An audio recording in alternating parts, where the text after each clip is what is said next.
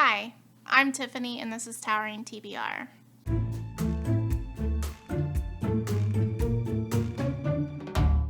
Today I'm joining you to share the books I intend to read in September. I only have a few of them in physical condition, so I will put up the book covers when needed. The first book I'm going to start with is Amari and the Night Brothers by B.B. Alston.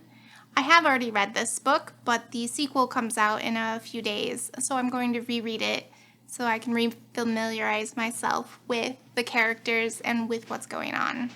I'll be reading Amari and the Night Brothers, as well as the second book, Amari and the Great Game.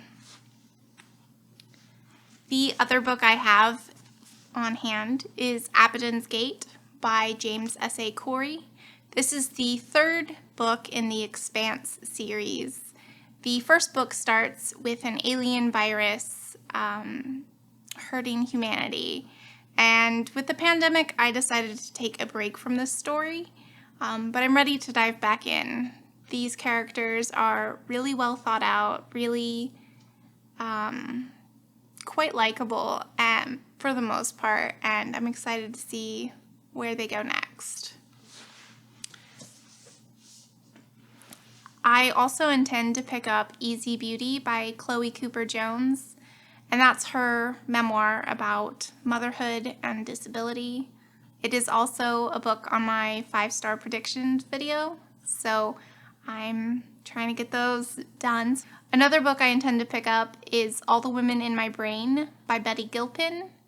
This has been compared to Jenny Lawson and is supposed to be funny and witty essays and stories from her life. And I love Jenny Lawson, and if there's another brilliant, quirky writer out there, I'm excited to discover her. I have also been hearing so much praise for Night Crawling by Leila Motley, and while I'm not really 100% sure what it's about, I know it's about prostitution and undercover cops, and I've only heard good things about it, so I'm excited to pick that up as well. I also found through my library a book called The Measure by Nikki Erlich, and apparently overnight everybody gets a box, and in the box they can find out the day they're going to die. And I think that is a really interesting and fun premise.